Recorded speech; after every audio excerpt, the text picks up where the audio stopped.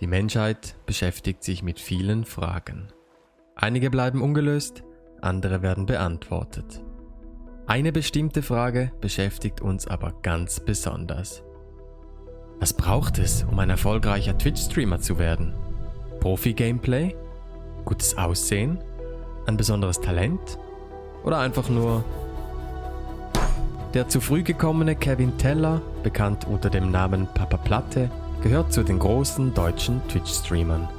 Seine momentan durchschnittlich 21.000 Live-Zuschauer in seinen Streams unterhält er hauptsächlich mit Just Chatting, Essen bestellen oder zwischendurch auch mal etwas zocken. Aber wie kam es zu dem Erfolg von diesem Papa Leone-Klon, der auf Krieger mit Plattenrüstung steht? Im heutigen Wer ist beschäftigen wir uns mit dem Phänomen Papa Platte und was ihn so erfolgreich macht. Holy shit, wie lange geht das?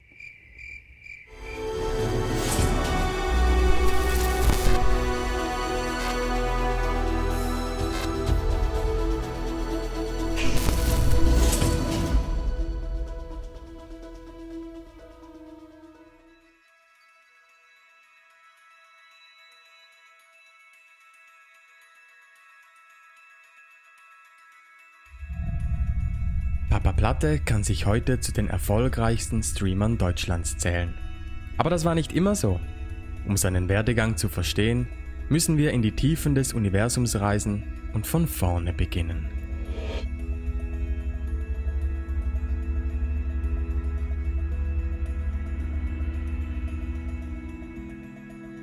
»24. Januar 1997.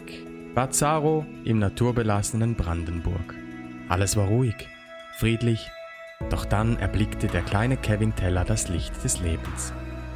Bereits im Vorschulalter zeichnete sich sein IQ in Form von ein bisschen Klugscheißen ab.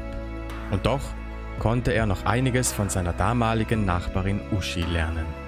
Durch ihr gemeinsames Kochen hat sie uns allen vermutlich die Kochstreams eingebrockt. Kevin war damals und ist auch heute noch wirklich intelligent. Und so kam es, dass er etwa 2 Jahre früher das Gymnasium besuchen konnte. Dies, weil ihm ein IQ-Test davor einen IQ von 130 bescherte. Dann mit etwa 10 Jahren fand Kevin Gefallen am Tanzen.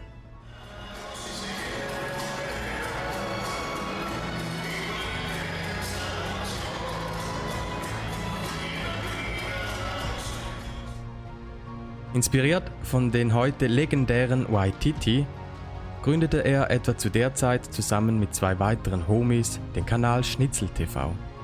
Ich präsentiere das erste Video.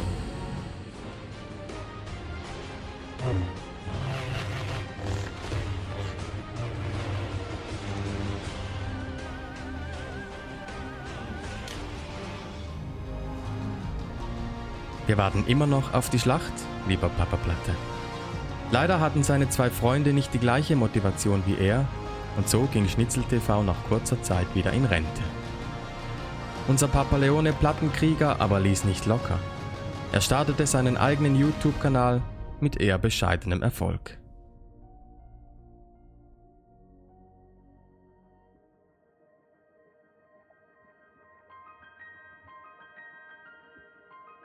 Eines Tages, während seinen Profi-LOL-Runden, wurde Papa Platte durch Zufall auf die Plattform Twitch aufmerksam gemacht. Er merkte schnell, dass ihm das wohl besser gefallen würde. Also schnappte er sich seinen Rechner, seinen 4:3 Monitor, ja, das gab es damals, und startete seine ersten Streams. Als er dann mal krank war, streamte er früh morgens und konnte so bis zu 15 Live-Viewer um sich versammeln. Und das mit einer Kopie von Minecraft. Da passierte es auch, dass ein anderer User namens Blacksteel auf ihn aufmerksam wurde und ihm eine Lizenz des Games schenkte. Dies war der Start für seine Minecraft-Karriere und er schaffte es durch viel Mistreden Le Abia Ileveado El Portal Que Abrio. Boah, Digga, halbe Buch.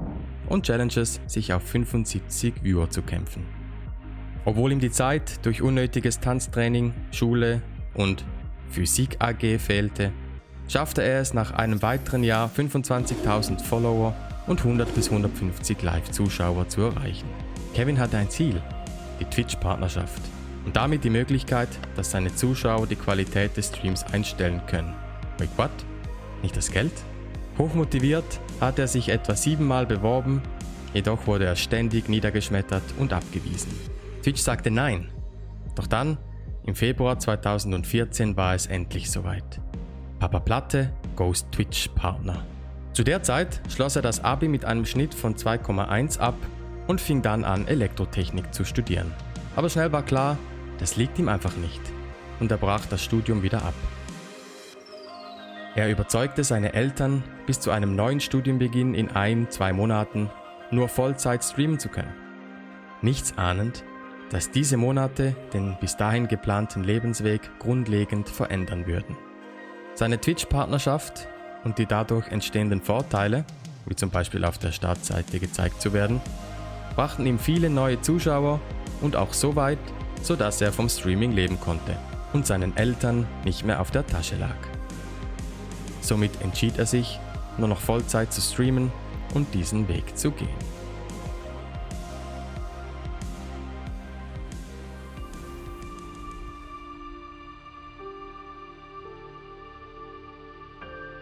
Man findet heutzutage kaum einen großen Twitch-Streamer, der keinen YouTube-Kanal besitzt. So auch bei Papa Platte.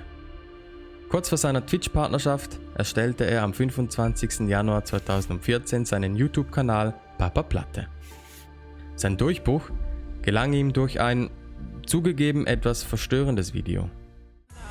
Besonders dicke Schwänze. Ich stehe auf richtig harte, lange Schwänze. Der Inhalt seiner Videos variiert. Man findet aber hauptsächlich IRL-Inhalte unterschiedlichster Art. Von Fanpost öffnen bis hin zu Kekse backen mit Mama befindet sich viel auf dem Kanal. Er zeigt aber auch Gaming-Content und damit sein Profi-Gameplay. Um ein bisschen Ordnung in seine Videos zu bringen, erstellte er weitere Kanäle wie Papa Platte Gaming und auch den Kanal Domo. Ein Kultlüfter halt, der Papa Plattes Streaming-Highlights und Reactions zeigt. Nice, aber es ist nur ein Lüfter, sagt er. Soll ich dazu sagen, ich hab mehr Fans als du, kann mich eigentlich nicht beklagen, nur ein fucking Lüfter.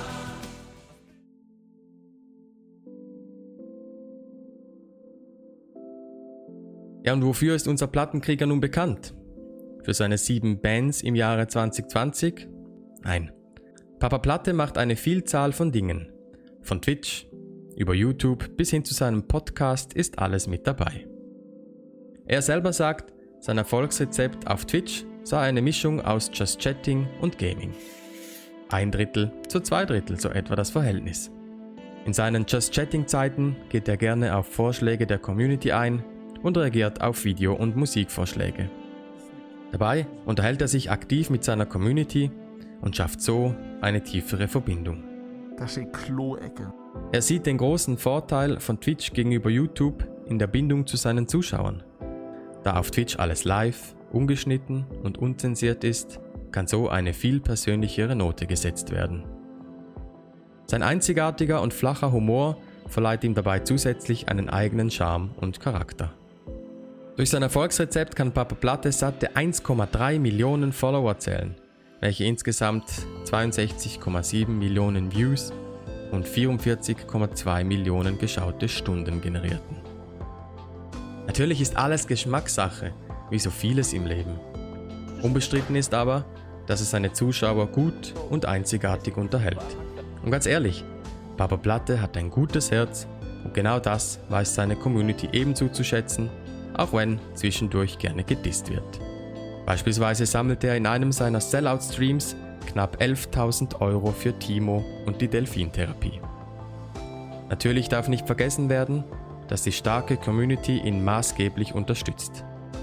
Aber Papa Platte weiß das und er schätzt dies auch extrem. Auch wenn er in seinen Streams oft schusselig ist, wirklich schusselig ist und seine Kuh misshandelt. Seine Community hat einfach Spaß, denn genau das alles zeichnet ihn aus und macht ihn eben zu Papa Platte.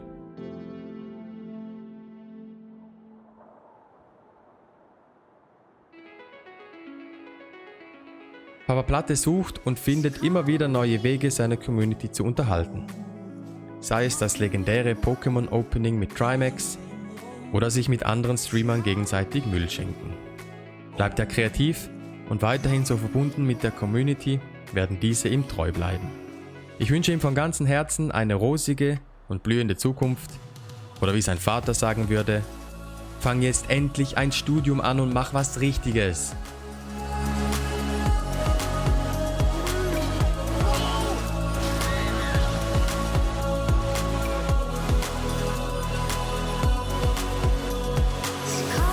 Bro, das Auto ist zu lang. Das fickt die Watchtime, Bro. Das Auto muss vorbei sein, jetzt schon.